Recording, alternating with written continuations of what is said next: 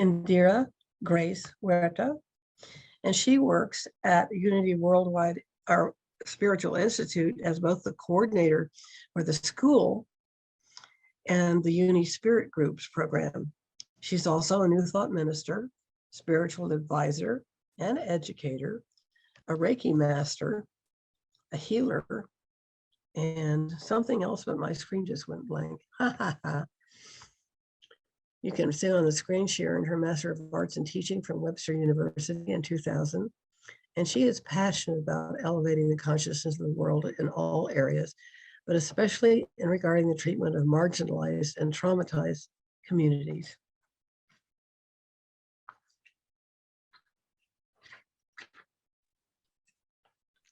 Indira, that's it. Yeah, I think that's it. Thank you so much for having me. It's so fun seeing who your speakers are going to be. Of course, I know Jim Gaither and Laura Barrett Bennett. They work for UWSI, but Victor Doherty and I went to college together way back in 1990. 1990. So it's fun getting to see Victor in the two of us doing the things that we're doing now. We're actually going to start with a guided meditation. We're going to do a global consciousness meditation to kind of get us into the flow of this morning. And so I invite you to close your eyes or lower your eyes, whatever is most comfortable for you.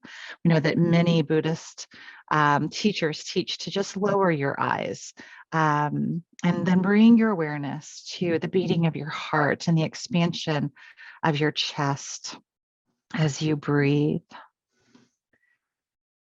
As you take a deep breath, focus on that love that you have for yourself, that love that you have as the presence of God.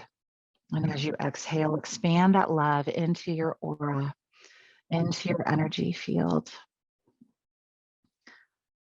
When you take another deep breath, focus on appreciating all that you have been through, all that you have done, all that you've experienced. And as you exhale, expand that appreciation into your aura, your energy field.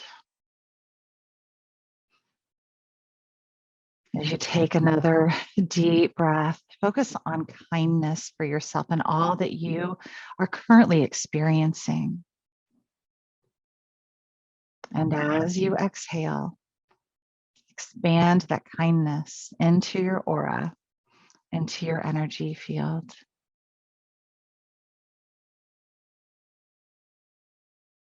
Taking another deep breath, focus on compassion for yourself. And as you exhale, expand that compassion into your energy field, into your aura. And take yourself to a situation, perhaps recently, perhaps not so recently, where you encountered someone who was caught up in stress, anxiety, or anger. Perhaps it was a loved one who had a bad day. Maybe it was a friend or an acquaintance who posted something on social media. Or maybe it was a stranger that you saw on the news or at the grocery store who was struggling with maybe a political or a social issue, whatever it is. And as you inhale and you exhale, expand your love out to encompass that person. Immerse them in your love. See them for the truth that they are divine at their core.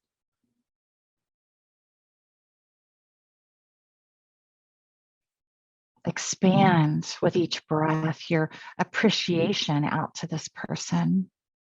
Immerse them in that appreciation. See all that they are going through and see that they are doing the best that they can with what they have. With your next breath, expand your kindness out to this person and immerse them in that kindness. know that they must be experiencing pain and stress, or they wouldn't act this way.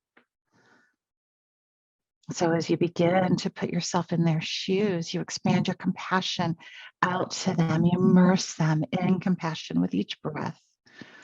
You know that if the roles were reversed in every way, that if you were them and they you, that if you had the same experience, the same education, the same wiring, you would be doing exactly the same thing that they're doing. You'd be reacting the same way. And you see that truth and you give them compassion.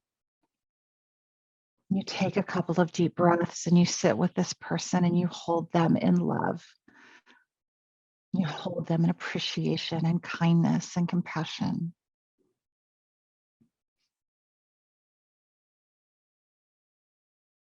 Now expand your energy field with each breath to include the room that you're sitting in. Breathe in, and as you exhale, image your energy field, your auric field, immersing the building that you are sitting in, and everyone and everything in it. Breathe in, and as you exhale, expand that field, your field, to immerse your town, your village, your city. Continue to breathe and expand. Breathe in, and as you exhale, expand out to encompass the entire state and everyone in it. Hold them in love and appreciation, kindness and compassion. Breathe in, and with each exhalation, immerse our country. Hold there, breathing in and exhaling, and really surrounding the country in love and appreciation, kindness and compassion. As you inhale and exhale, you expand your energy field to include the continent. Breathe in, and as you exhale, encompass the entire world and all that live in it, the people, the animals, the plants. Completely immerse the entire world in your love, your appreciation, your kindness, and your compassion. Hold here for 3 solid in-breaths and 3 solid out-breaths as you give all of the love, all of the appreciation, all of the kindness, and all of the compassion you can to all of the world and all of the people in it. As we come back to this moment, keeping your eyes closed down, continuing to hold that space around the world, let us listen to some music that will lead us into our message today. And as you are ready, you can open your eyes and watch the video or continue to just sit in the music.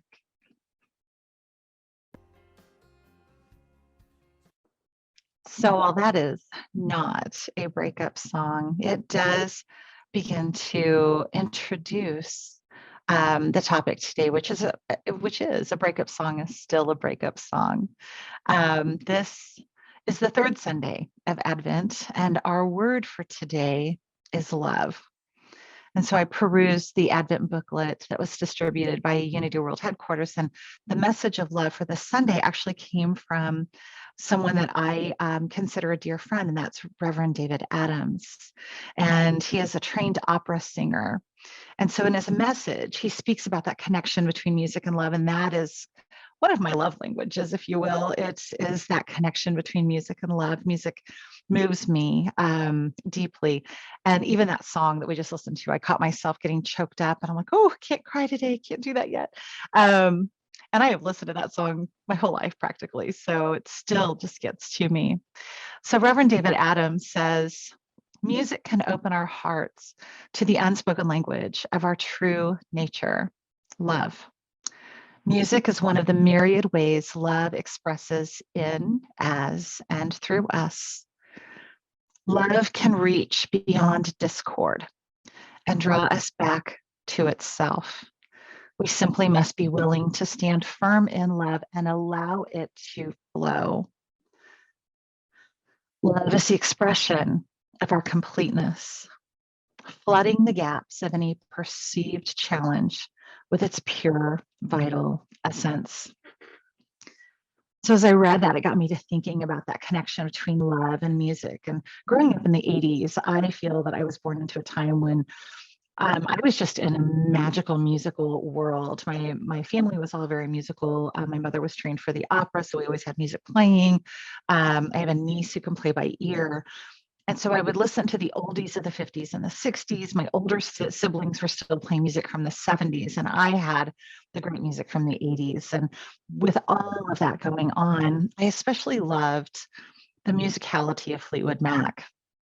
And when Stevie Nicks and Lindsey Buckingham, who are members of Fleetwood Mac, ended their relationship, they knew both innately and creatively that they were part of something bigger. And they were also responsible to that thing that was bigger than them. First, they were part of a band that relied on them to create and perform music as their income. They were part of a music scene that could not imagine a world without Fleetwood Mac. And if they were really true to themselves, their entire beings were devoted to creating and performing music. It is who they were. It wasn't just what they did, it was who they were. And so they had to deal with their breakup, and they had to deal with seeing each other daily while they were processing their pain. And they did it the only way that musicians know how. They wrote about it, they sang about it, and they performed it.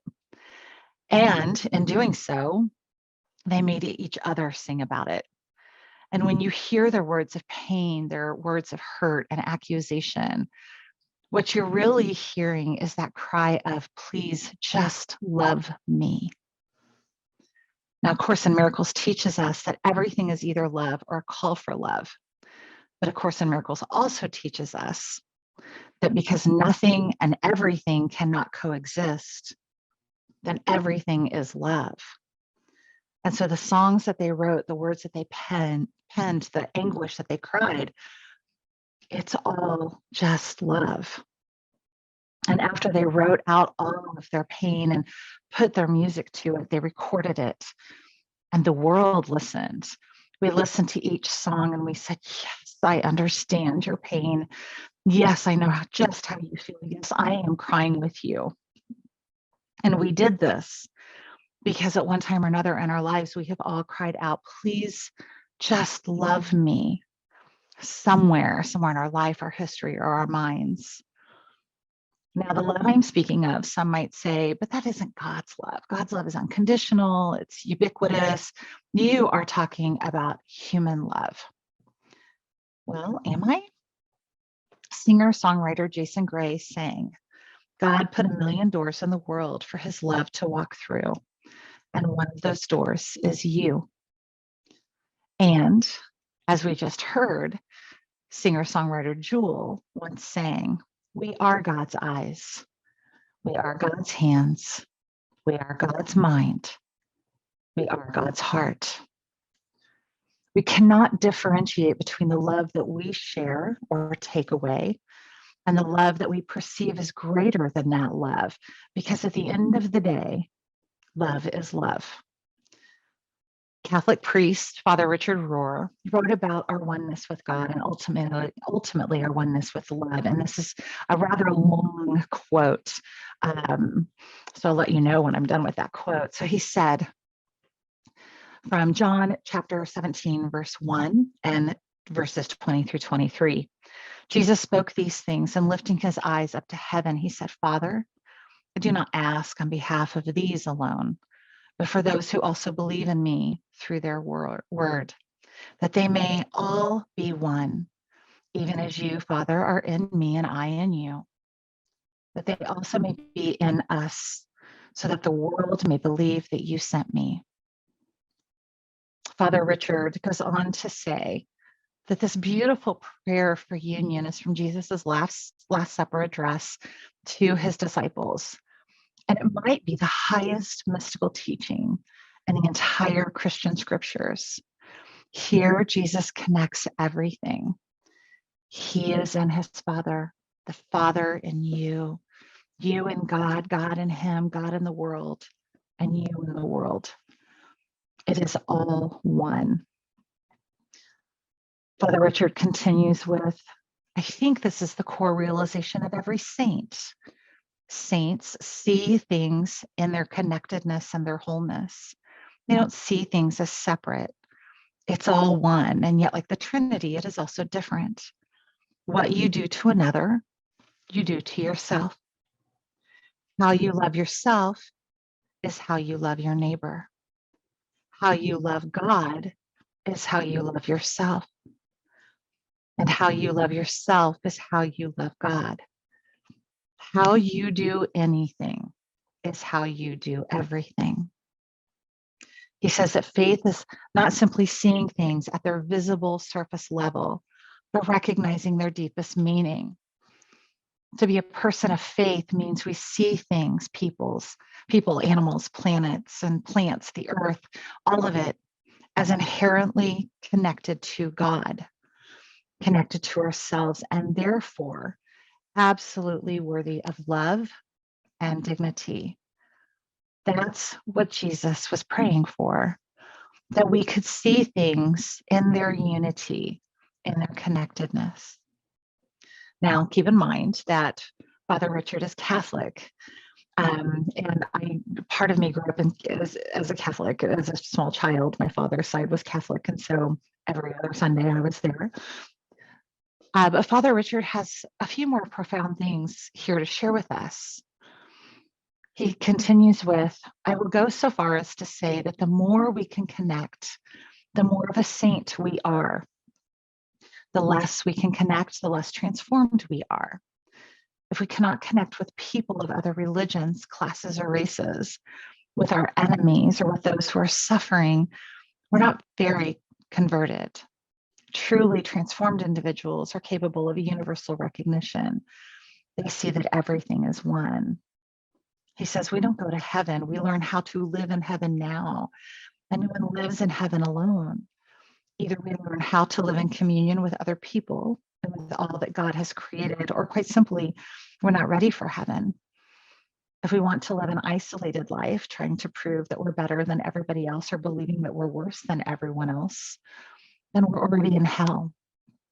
We have been invited, even now, even today, even in this moment, to live continuously in the communion of saints, in the presence and the body, in the life of the eternally risen Christ.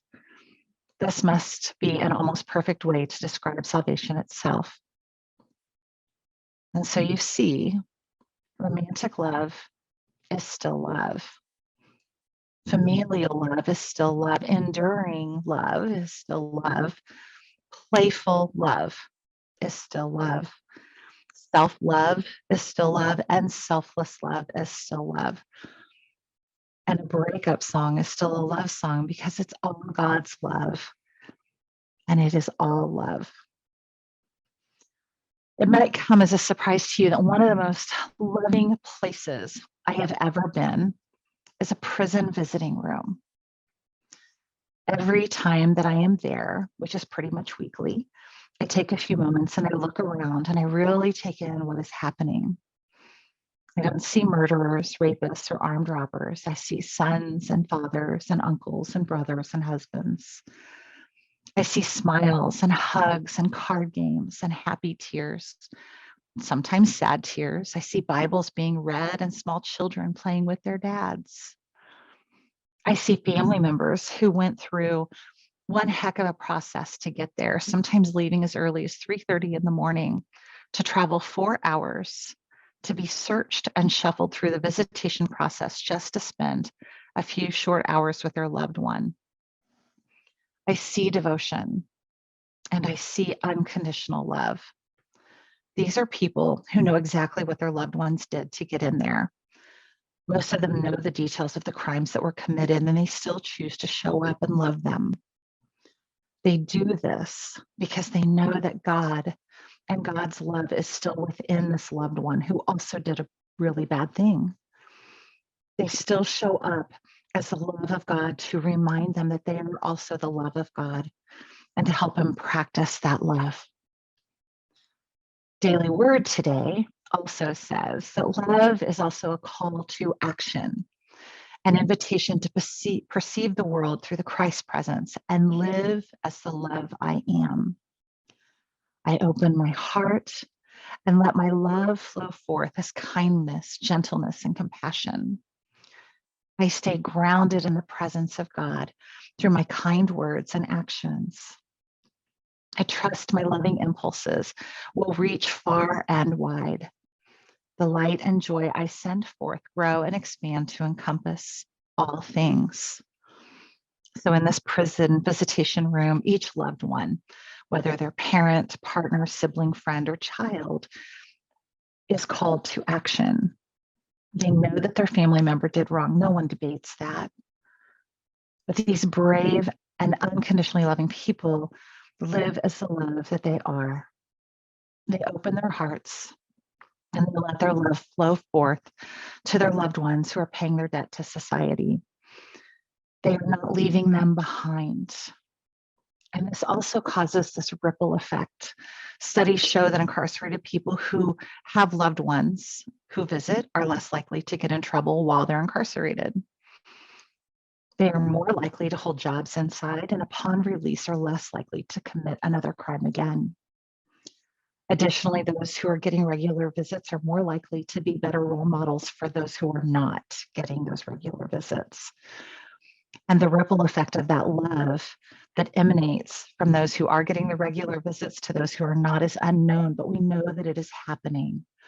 We know that, as the Daily Word said, that we trust that those loving impulses will reach far and wide, that the light and joy that they send forth grow and expand to encompass all things.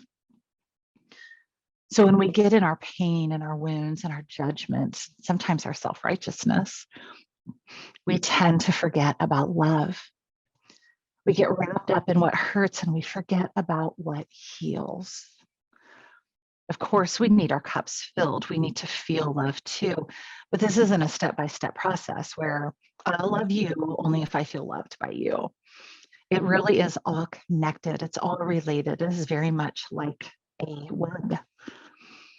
There's a Jewish proverb that I love, and it says, "Before every person, there marches an angel proclaiming, 'Behold the image of God.'" This unselfish living isn't about ignoring or denying or destroying ourselves or anyone else, but it's about discovering our true self, the self that looks like God, and living life from that grounding. Mark 12:31 says, "You shall love your neighbor as yourself." Yourself. To love your neighbor is to relate to them as someone made in the image of God. And it is to relate to yourself as someone made in the image of God.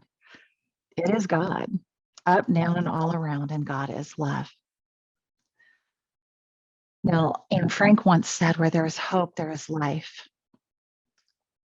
But more than that, she then said, "It fills us with fresh courage and makes us strong again." Love feeds that hope, and that hope nourishes our soul.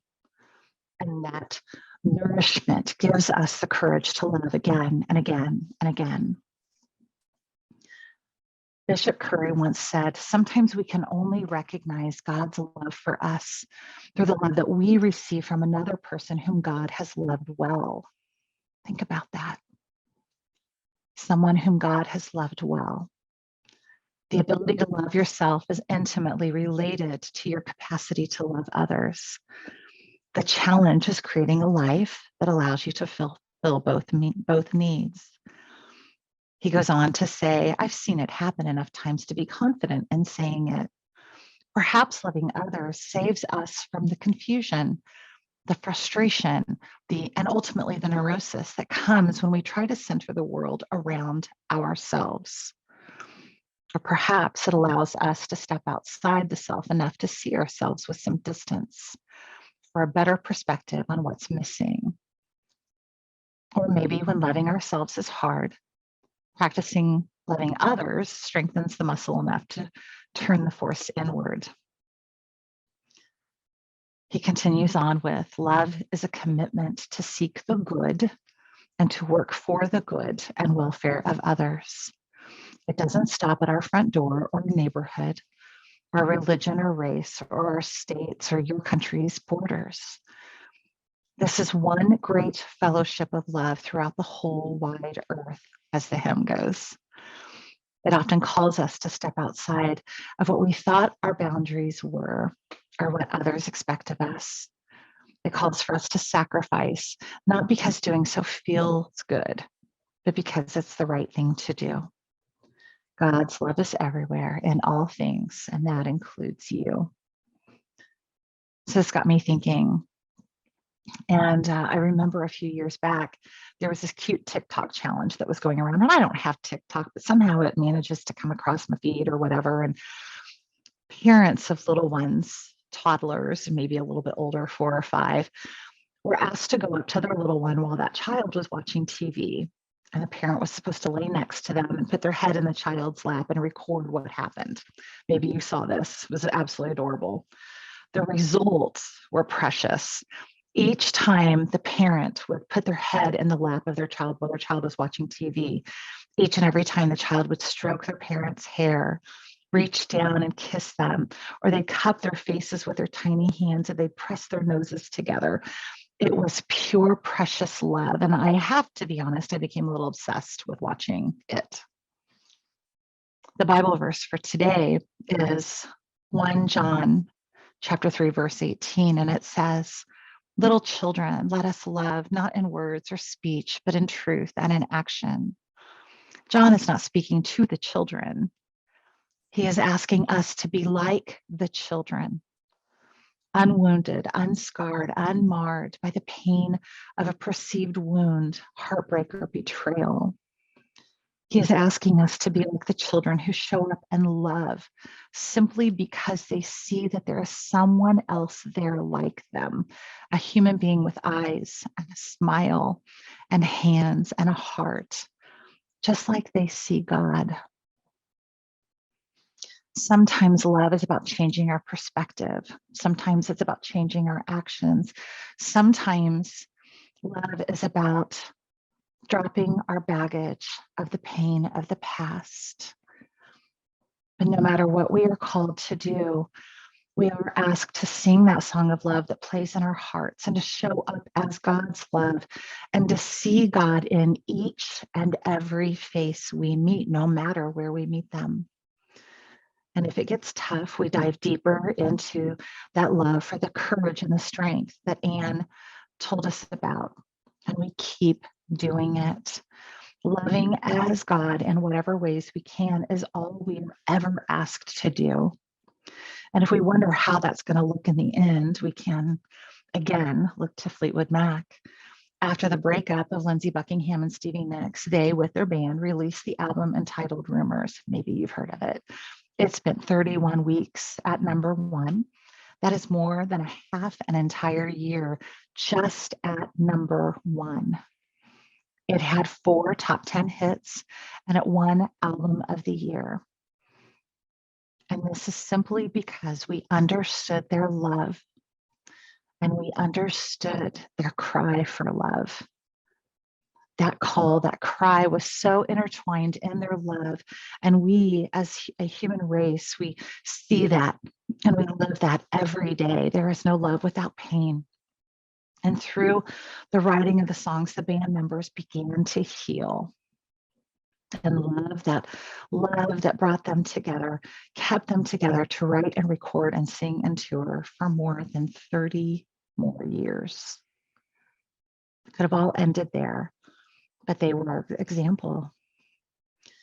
So I started this talk with a quote from Reverend David Adams about the connection between love and music. His writing in the Advent booklet tells the story of the soldiers from all sides in World War I who laid down their arms and sung Silent Night on the battlefield, bringing a temporary truce. Former lovers and partners called that temporary truce to come together and record an album that defined their music.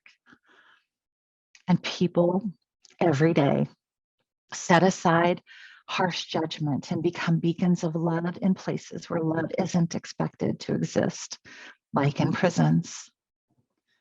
And they all do it because they know that they are God in action, and God is love. And so now we will go in and we will listen to John Gray, the song that I quoted earlier in the talk.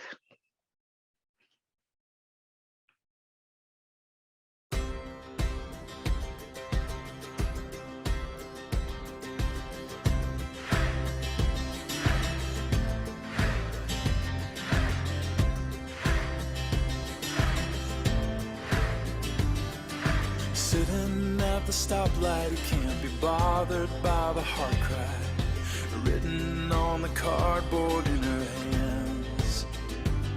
Oh, but when she looks him in the eye, his heart is broken open wide, and he feels the hand of God reach out through him.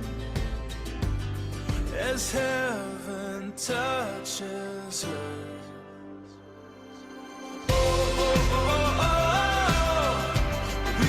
kingdom come, with every act of love. Jesus, help us carry you alive in us. Your light shines through. With every act of love, we bring the kingdom come.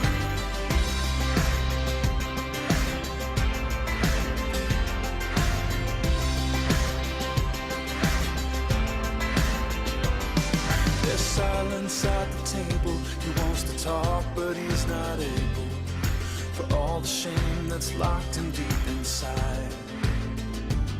Oh, but her words are the medicine when she says they can begin again, and forgiveness will set him free tonight. As heaven touches her,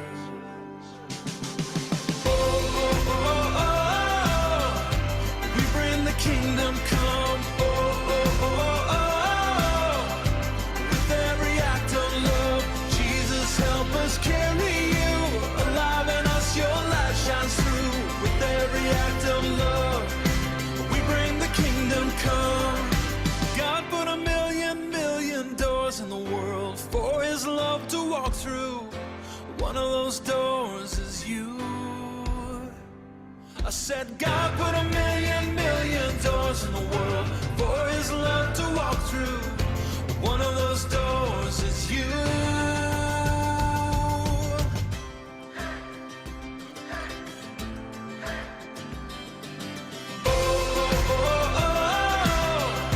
We bring the kingdom come. With every act of love, Jesus, help us carry you alive in us. Your light shines through. With every act of